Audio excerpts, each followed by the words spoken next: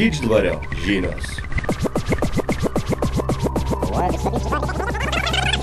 Sveiki, čia Lukas. Šiandien aš jums pranešiu Didždvario žinias. Šiaulių Didždvario gimnazija ir radio klubas 2010 ir 2011 metais organizuoja muzikos, literatūros, filmų, menų konkursą Kalbėk, kad aš galėčiau tave matyti, kuriame kviečia dalyvauti Šiaulių miesto vidurinių mokyklų ir gimnazijų mokinius, mokytojus ir kitus mokyklų bendruomenių narius. Konkurse gali dalyvauti grupės arba pavieniai asmenys. Konkurso dalyviai turės galimybę reprezentuoti save, savo kūrybą, atliktus darbus. Festivalio konkurso sritis. 1. Muzika. Atlikimas ir autorinė kūryba. 2. Literatūra. Proza ir poezija. 3. Trumpametražiniai filmai. 4. Fotografija, tapyba ir grafika. Daugiau informacijos Didždvario gimnazijos internetinėme puslapyje. Futbolo turnyras. Lapkričio 20 dieną atidarytas DG futbolo turnyras. Rungėsi 8 turnyro komandos, sužaistos 4 varžybos. Futbolo turnyro varžybos vyksta pirmadieniais ir šeštadieniais gimnazijos sporto salėje. Sveikiname Donarą Bajoran, laimėjusio tarptautinį Žodžio jūra jaunųjų rašytojų konkursą. Apdovanojimų ceremonija vyks gruodžio 13-17 dienomis Barselonoje. Domitės psichologijos studijomis, norėtumėt studijuoti Lietuvoje, o gal užsienyje? Gruodžio 2 dieną Socialinės pedagoginės psichologinės pagalbos centre vyks susitikimas su Vilniaus universiteto absolvente psichologė Dovilė Trijonytė. Maloniai kviečiame dalyvauti. Registruotis PITE iki gruodžio 1 dienos. Nemokami parengiamieji matematikos kursai vyresniųjų klasių moksleiviams.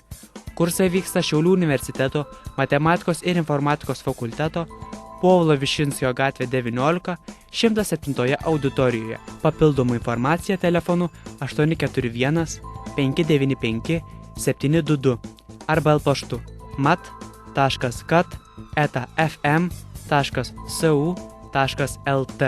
Prašome registruotis nurodytų telefonu arba paštu. Taigi, šiandien mūsų laidoje svečiuojasi naujos radio klubo laidos Kazlėkai vedėjas ir kūrėjas Povilas. Kaip tau kilo idėja sukurti šią naują laidą?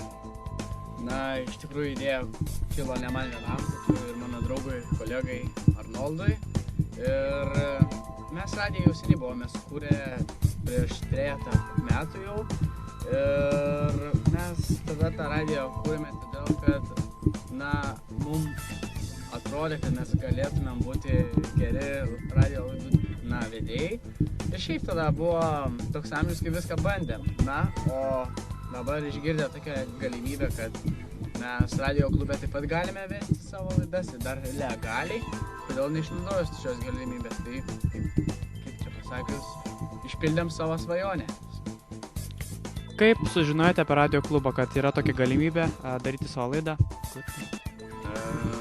Iš to pradžių domėjomės ir buvome jau anksčiau šiek tiek girdėję apie jūs, bet buvome maži, dar neturėjome tiek daug drąsos ir nežinau, apskritai, kalbos, tiesiog kalba iš draugų tikriausiai, nes kalbos pastoviai sklinda jos.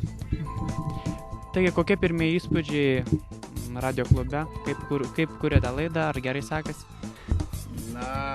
Mes tikimės, kad mums sekasi gerai.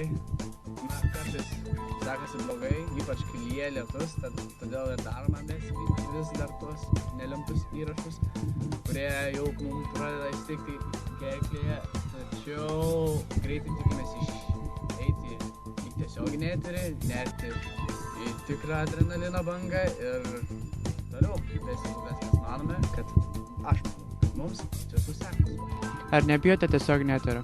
O kodėl čia bijoti? Pavyzdžiui, kad nusišnekėsite, ar ką nors pasakysite ne taip? Mes juk jaunimo radijas, o iš savo klaidų mes mokomės, todėl klaidos kartais yra sėkmė. Kokia yra jūsų radio laidos koncepcija, apie ką jūs kalbate? Pirmoji laida buvo apie nieką. Antroje laidoje mes norėjome pasakyti kažką prasmingo, tačiau manęs nebuvo. Trečioje laidoje mes jau bandėme kažką pasakyti prasmingo ir mums šiek tiek išėjo, tačiau mes vis dar nesame patenkinti. O ketvirtoje laidoje mes grynai jau užkabinome probleminę temą, tai yra reklamos įtaka būtent merginoms 11-14 amžiaus. ir manome, kad jau užkabinome tą savo pagrindinę idėją, tai yra skleisti kaip ir prevencinę programą, kažką, šiaip kalbėti netuščiai. Mums pavyko 4 laidoje. Kaip manote, ar jūsų laida sulaukia daug klausytojų dėmesio? Jeigu pasakysiu, kad taip, mes laukiame labai daug klausytojų, tai iš dalies girsiuos. Tad manau, kad šiam klausimui reikėtų atskaitos sistemą. Kiek klausytojų yra daug? Pavyzdžiui, tavo, Lukai, kiek klausytojų yra daug? Kaip mokyklos radijui, tai galbūt, ne, mažiau truputėlį. Kad ir 100-200, sakykim. Tiek klausytojų vargu ar mes turime, bet to